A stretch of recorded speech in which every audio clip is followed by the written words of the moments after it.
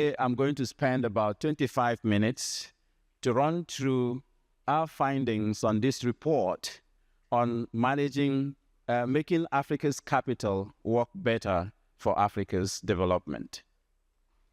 The presentation will cover the 3 chapters of the report. The first is on Africa's macroeconomic outlook in the short and medium terms. The second is on boosting effective domestic capital mobilization and efficient use. And the third is on the role of institutions and the rule of law for making Africa's capital work better for Africa's development. Then I will run through what is a toolbox of key actions that countries can take in order to make that happen for Africa. Straight into chapter 1, we can see that Africa's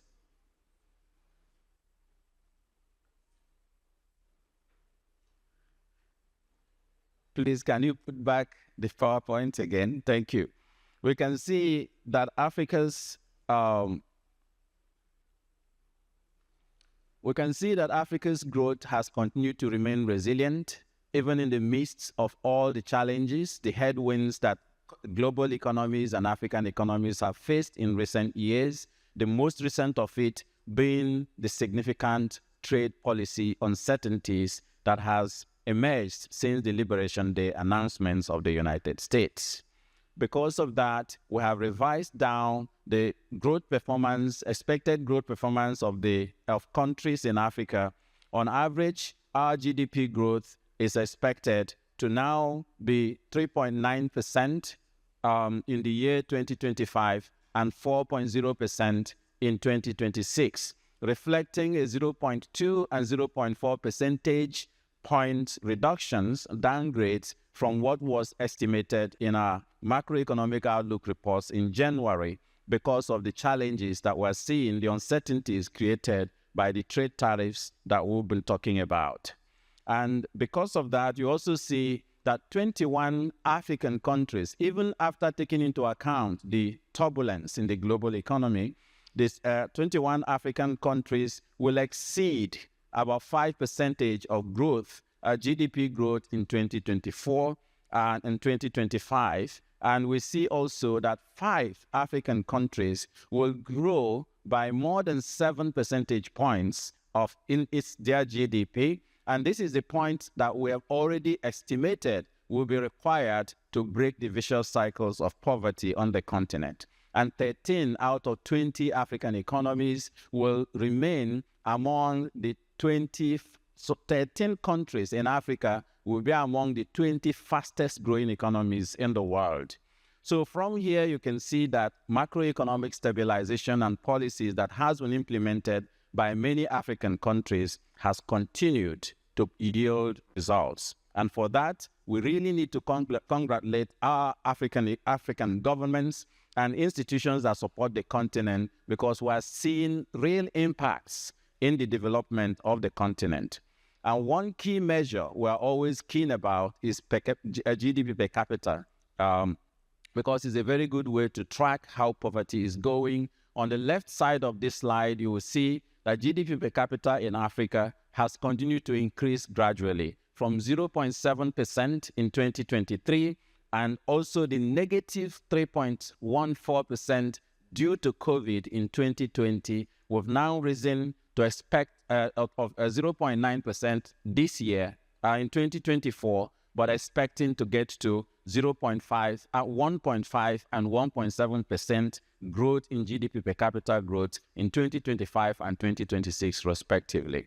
And on the right side of the slide, you will see the performance with regards to actual impacts on people, reducing the poverty head count on the continent. Since 2014, we've seen the poverty head count on the continent go down significantly from 32.2% of the population to 31.2% of the population when we had the COVID-19 pandemic hit the world.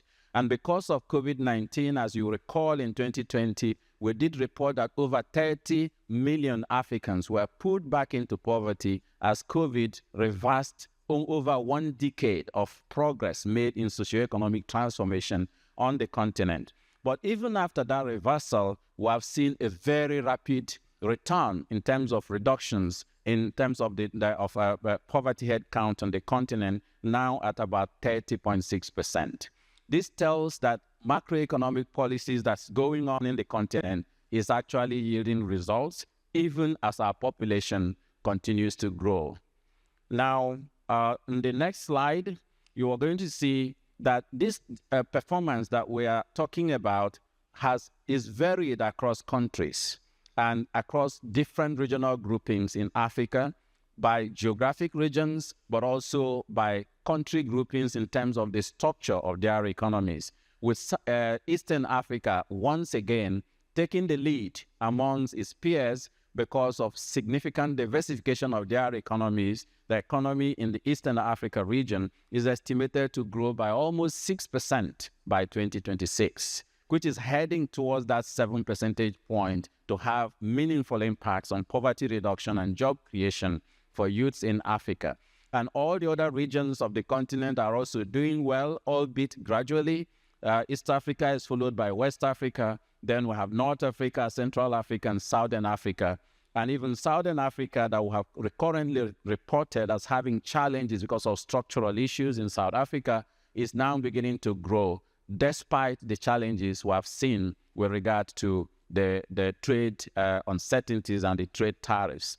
If you look at the economic groupings across the continent, then you find that non-resource intensive countries continue to maintain more than 5 percentage point growth since COVID-19. And you might remember that even during COVID, this was the economies in Africa that did not actually see significant recession. So again, something going on with how we relate with natural resources, which is one of the part of the themes of this event, of these meetings, on making Africa's capital work better for Africa's development. But the significant challenges in our macroeconomic fundamentals continue to remain, but even there, we see a mixed picture. Several countries have recorded significant progress, and on average, inflation, which reached 18.7% in 2024, is now heading downwards. So we predict 13.7%, 13.8% in 2025, and going down to below the double digits in terms of getting inflation down to 0.9% in 2026. And when you look at exchange rate dynamics, you find exactly the same issues, where we see that despite the challenges of exchange rate hiking and currency depreciation in 2024, in 2025 and 2026, we expect 21 African countries to see depreciation continuing, albeit more gradually, but appreciation in economies, in currencies, for about 25 African countries as well. So again, even in the macroeconomic dynamics in Africa, we are seeing some significant changes. But again, debt and the debt dynamics in Africa continue to remain a policy concern. But when you look deep, it is not because Africa is borrowing more. It is because of the structure of the African debt. It's also because of transparency and accountability, and also the capacity of countries to be able to manage debt for growth in terms of focusing on debt productivity, not debt for refinancing debt, which is now happening a lot on the continent. But one point I want to raise is the issue around the cost of capital on the continent. This is a subject we have always raised in our AEO reports. And when you look in the structure of Africa's debt, you see that one of the drivers is the changing the structure of the debt more to commercial creditors. We now see that debt refinancing in Africa, which will this year cost Africa about $89 billion just to refinance, debt to service existing debt.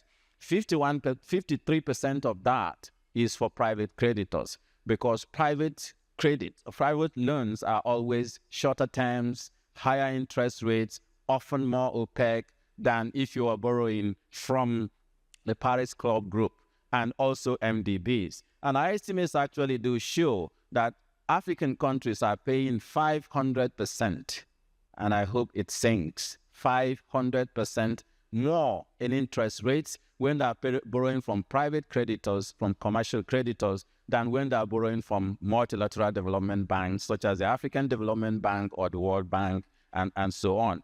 And this already tells us that for us to make debt work for growth in Africa, there needs to be a stronger African Development Bank, a stronger African Development Fund, a stronger African Development financial institutions that will help to mobilize concessional resources, low-cost resources, but longer-term loans that can be used for doing longer-term development planning and implementation over the long run.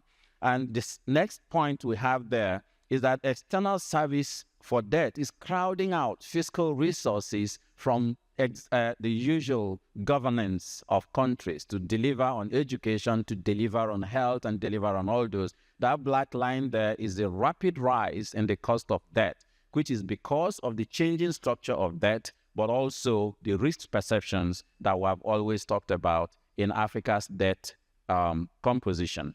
Now, when you look at this slide, we have seen this before in 2024. On the left side there, we see what we call the paradox in Africa's cost of debt, because Africa has been demonstrably seen as the least defaulting in long-term infrastructure financed projects over a long time of period that Moody's Analytics have tried to look into, at 1.9% default rate compared to 12.4% in East Asia. And even in developed countries, we have 6.6% in North America and 4.6% in Asia.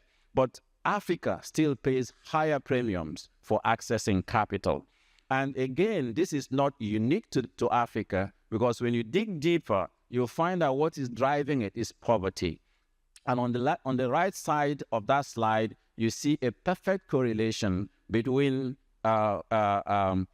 sovereign ratings by Moody's Analytics and GDP per capita growth, which means that the less your GDP per capita, the higher the risk of being downgraded by Moody's and the big three. And the more your ratings gets poorer, the higher the cost of capital. So again, that's a challenge that we need to continue to watch. And that is why in one of our recommendations, we are pushing very strongly for the reform of how risk ratings are done, because if we can't continue to discredit the poorer countries where the returns, the risk-adjusted margins for investments is proven to be much higher for the world and for all the investors themselves.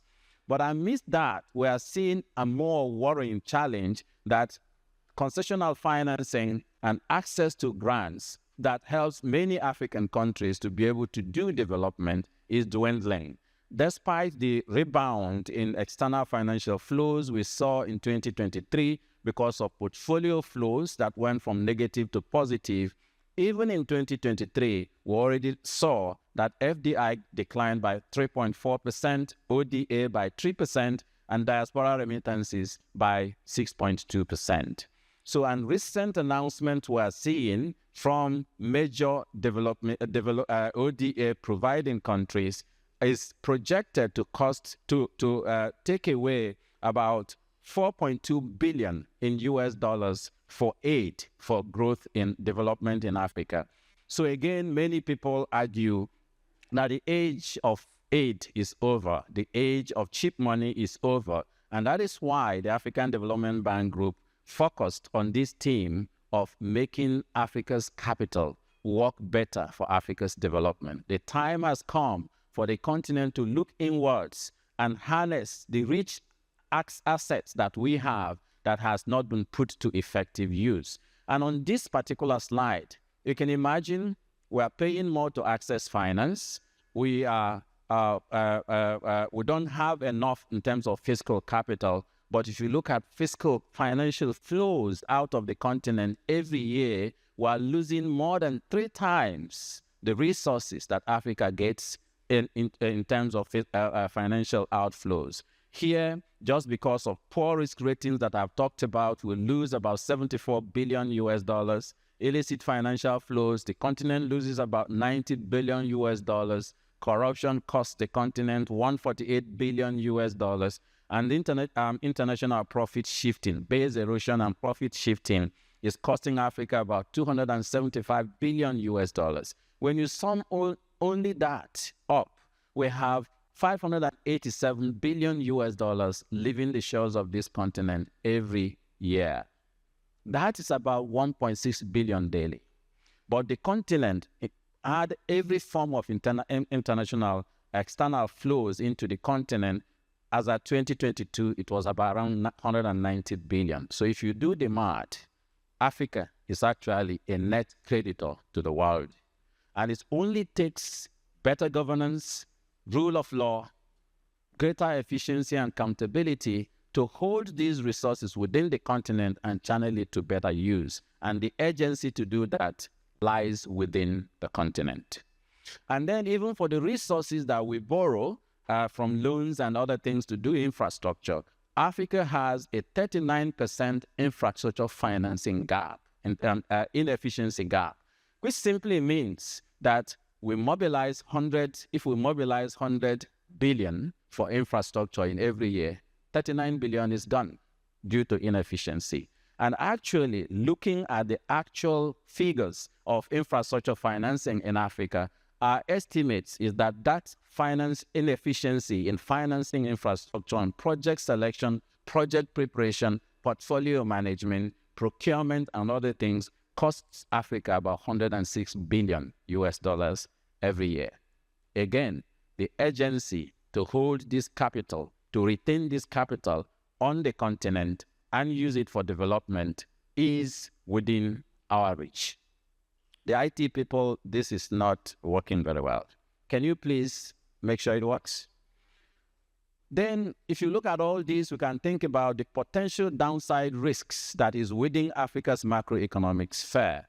Persistent inflation is still ongoing, it's going down, the direction of travel is good, but we are not yet, it's not uhuru yet. Now, we have high interest rate and the cost of capital, as I've talked about, debt servicing, debt refinancing remain a recurrent challenge for the continent.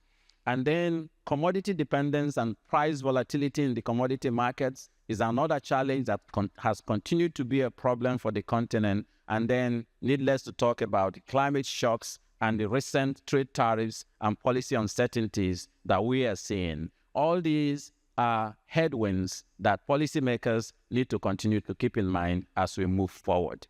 And then leads us to the second chapter of the report, which is on how we can boost domestic capital mobilization and efficient use in Africa. How can we be able to mobilize domestic resources in order to be able to do development more on the continent? And here we took a pause to define capital in a more broader term, in the real sense of it, that capital is not just money. Capital includes human capital. Africa has a lot of it. Natural capital. Africa has a lot of it. Fiscal capital, financial capital, but also business capital. But if you look on the right side of that, how you combine all these forms of capital together leads to how you produce goods and services to grow your economies and improve the quality of lives for citizens in countries. So bringing all this together is what we call inclusive growth. But the challenge is our focused quite a lot on finance. Great inefficiencies because of fiscal profligacy in Africa and how we use fiscal resources. Great inefficiencies in how we use natural capital because of high discount rates that forces countries to sell commodities instead of add value to it. Great inefficiencies in how we use our human capital because of poor governance and rule of law on the continent that causes the Japa syndrome, if I speak the Nigerian language. That just means migration. So we have lots of Africa's capital migrating annually to contribute to development elsewhere for reasons that we in Africa can control. And then if you go forward, just keep this combining different types of assets that we have on the continent in your mind as we go through the presentation.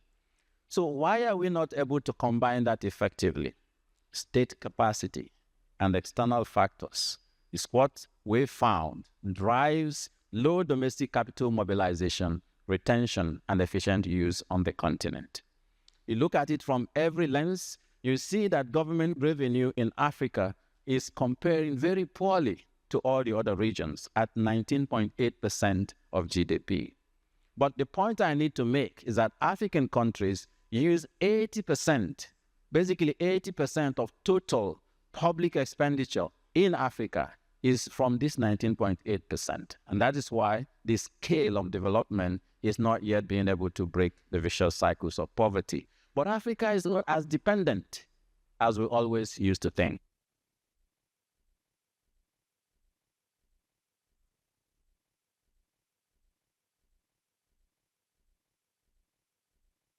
Because only 20% of Africa's public finances is coming from the external sources.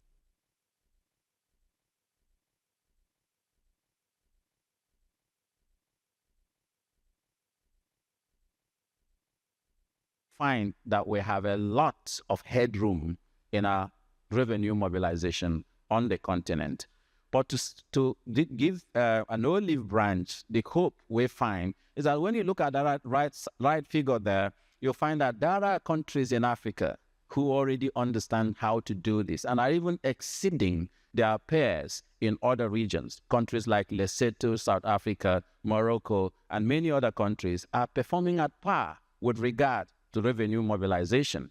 And we also see that when you invest in revenue mobilization in Africa, you see rapid results. And that is what we have seen in Cote d'Ivoire, in different countries where the African Development Bank Group has invested in terms of helping in revenue mobilization on the continent. Several examples are there to show that it is possible. It's not rocket science.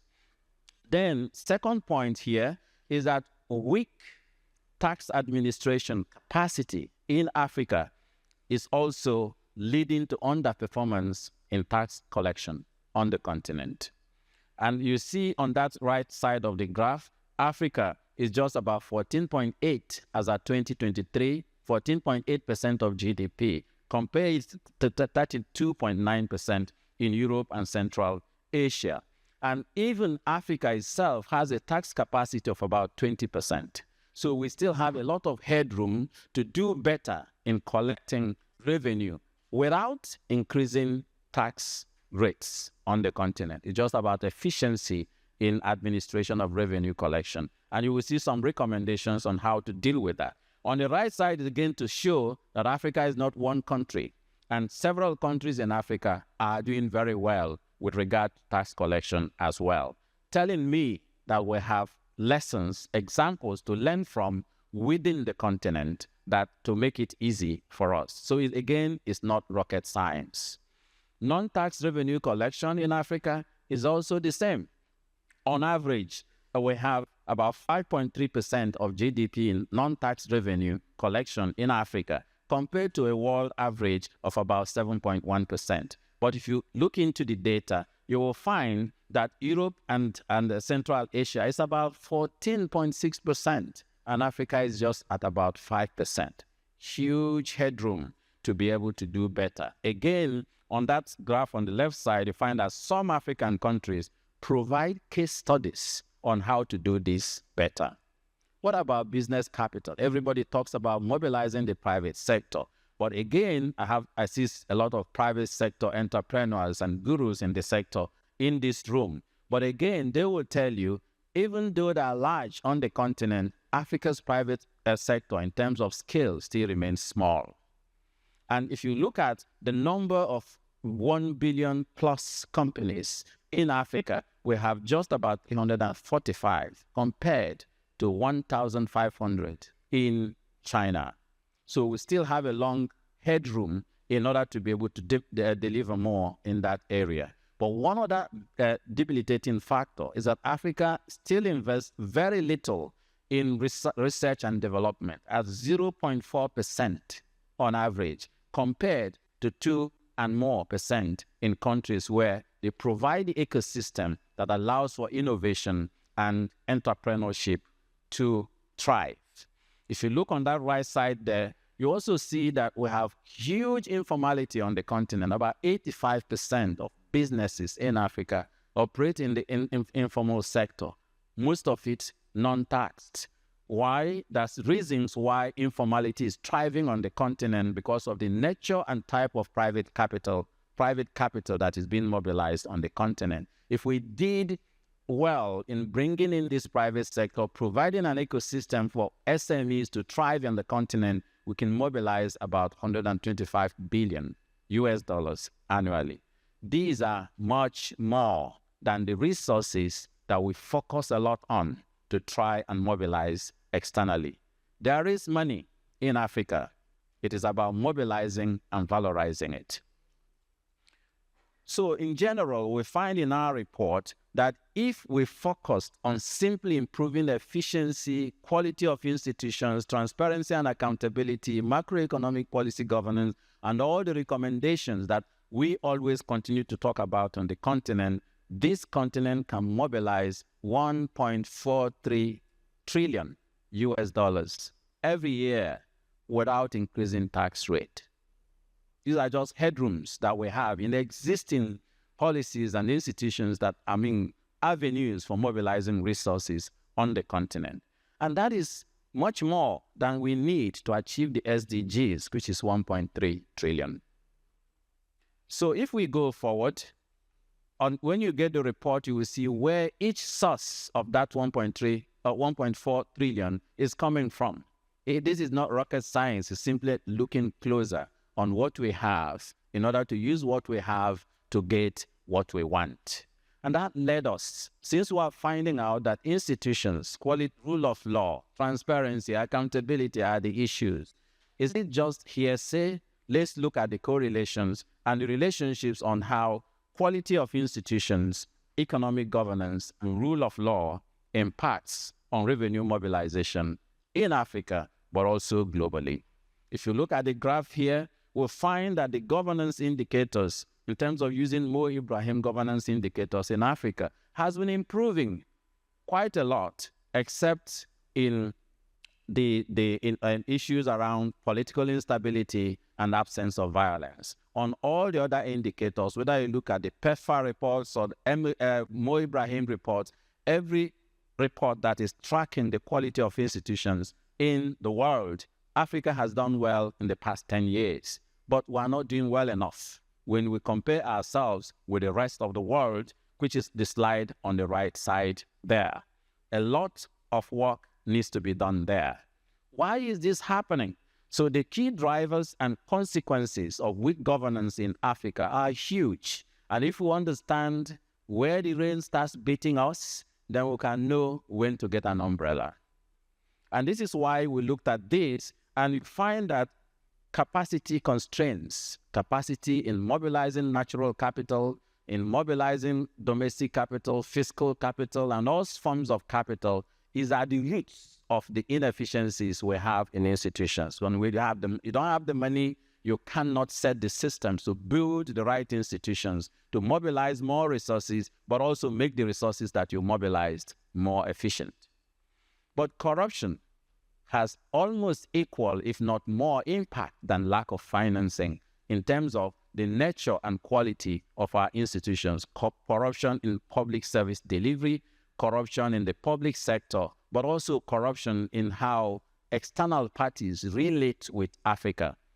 But other issues there is political instability and political interference in governance systems.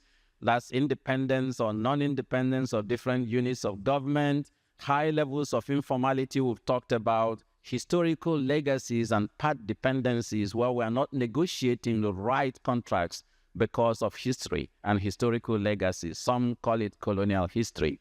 Then also weak leadership in terms of who simply is leading the organization or leading the country. And all these lead to state capture.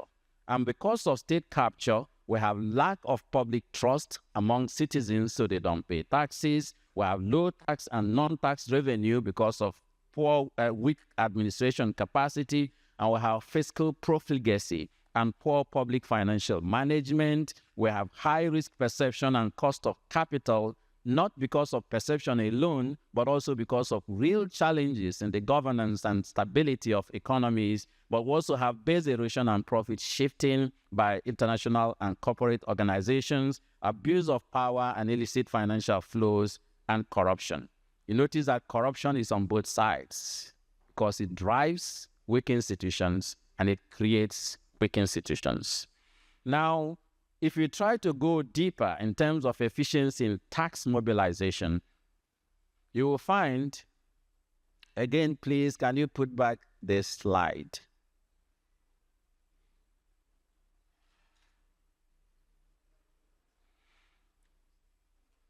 So you will find that governance quality has very direct implication on efficiency of resource mobilization, whether it's domestic or external.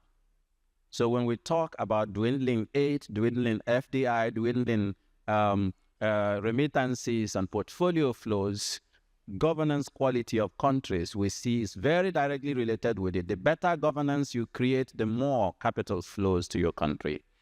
Transparency, accountability, control of corruption, property rights, and rules-based governance also have very direct implications on domestic and foreign revenue mobilization, especially in tax and non-tax collection.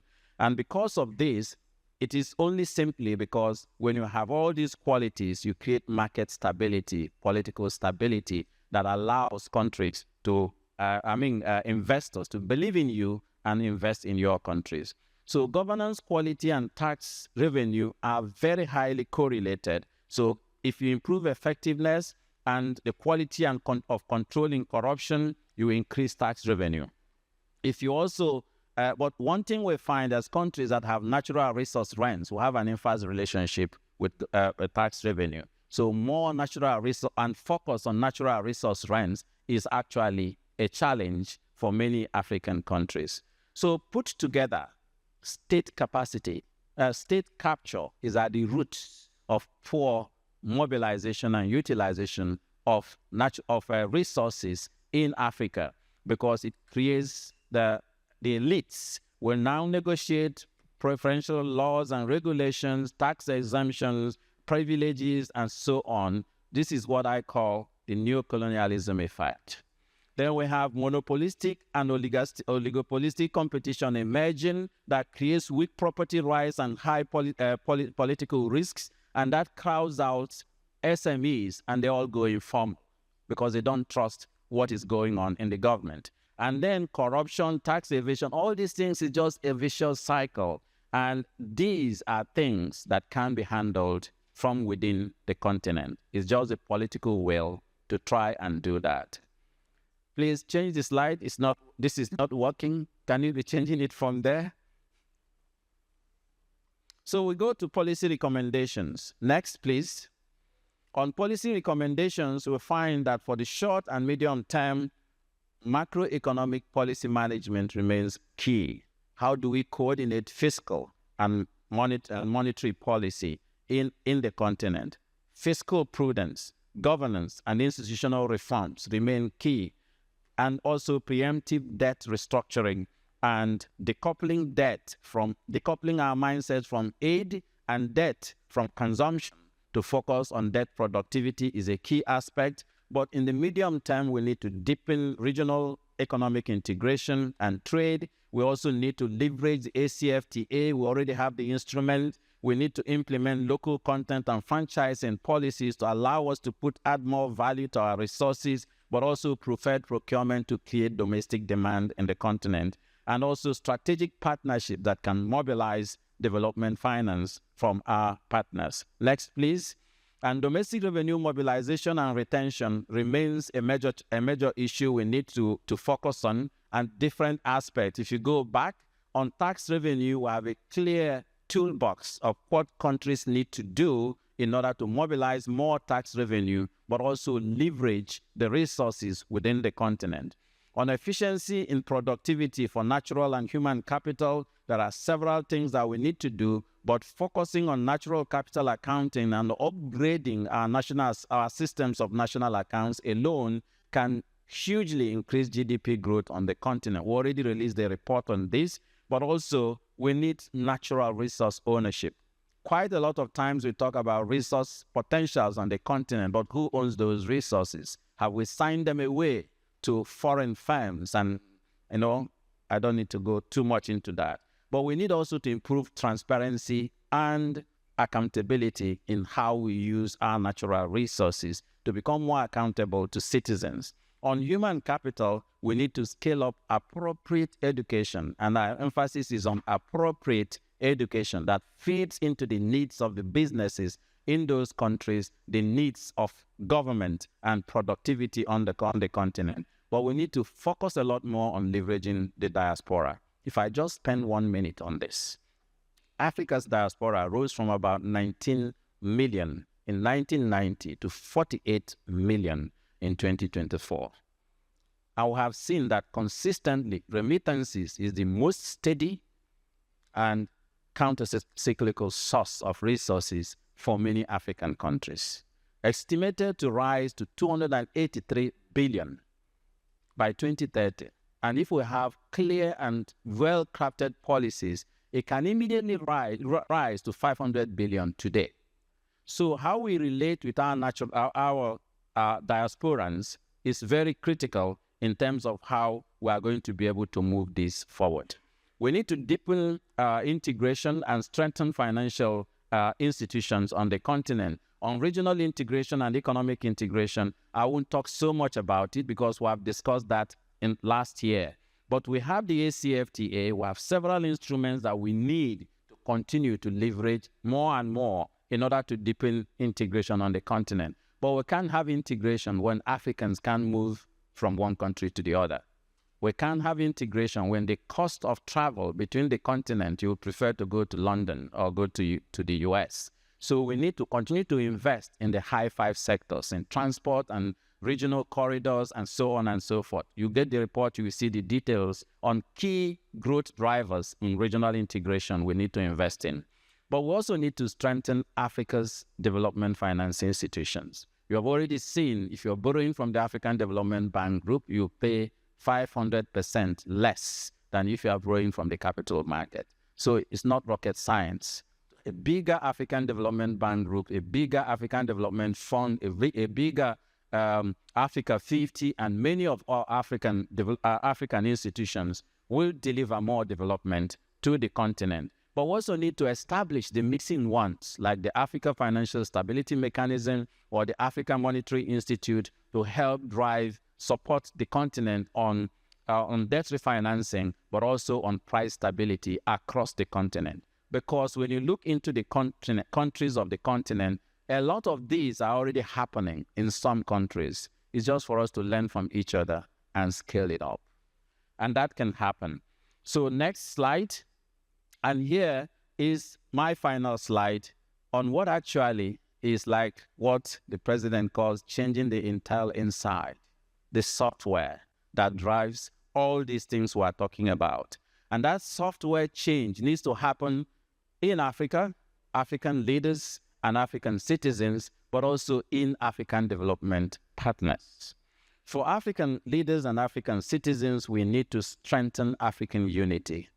True African unity, where an African and factors of production can flow freely from one country to the other. We need to make sure that we have a stronger African Union that is able to bring political stability and one voice for Africa on global issues. We need to implement the ACFTA. We need also to drive Africa's sovereignty in natural resources, in economic sovereignty and other things. But above all, we also need to create demand for Africa's products by Africans in Africa. We can't expect SMEs to grow if our taste is to buy, what do they call it? Toothpick from China. If you don't buy African products, there is no way. It's not rocket science. African entrepreneurs will not thrive. But for the development partners, we need, again, the reform in mindset. That reform in mindset, changing the Intel insights, is about the global financial architecture. We dwelt on it last year. The global financial architecture we have today does not deliver capital to where capital is needed most by African and developing countries, but also by investors in the developed countries. If resources are not going to where you have greater risk-adjusted rates of return, what kind of economics are we doing? Yeah. So for both developed and developing countries, reforming the global financial architecture is very necessary. On risk perception, on global taxation that allows that 275 billion to leave the shores of poor countries in Africa. We need climate finance that is simplified enough to ensure that climate financing flows to climate vulnerable countries. Please read our AU.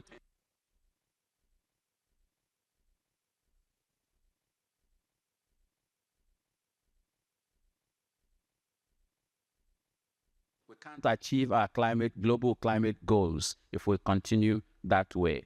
Base erosion and profit shifting needs to stop, but we also need to continue to provide concessional financing because we see that only that can actually drive development for a longer term. I hear a lot of conversation of private sector coming to the rescue. Private sector does not come to do development. I'm sorry. Private sector comes for profit.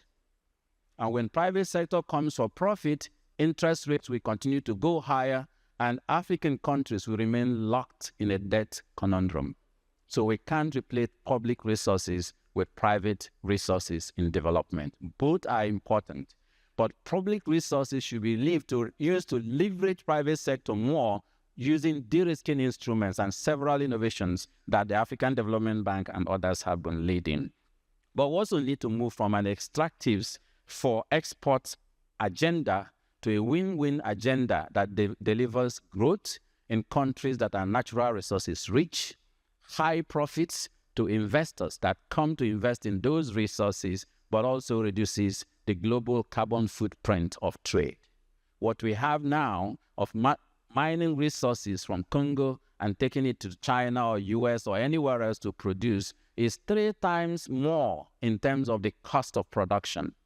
But it also has huge carbon footprint in those products that we are going to produce and then send back to sell to Congo and many African countries. So achieving inclusive growth that drives global sustainability, reduces climate change, but delivers on what we all care about, poverty reduction, jobs for youths and women, and other things is possible, but we need to change the intel inside. We need to work together to have a good handshake of equal and productive partnership with the continent.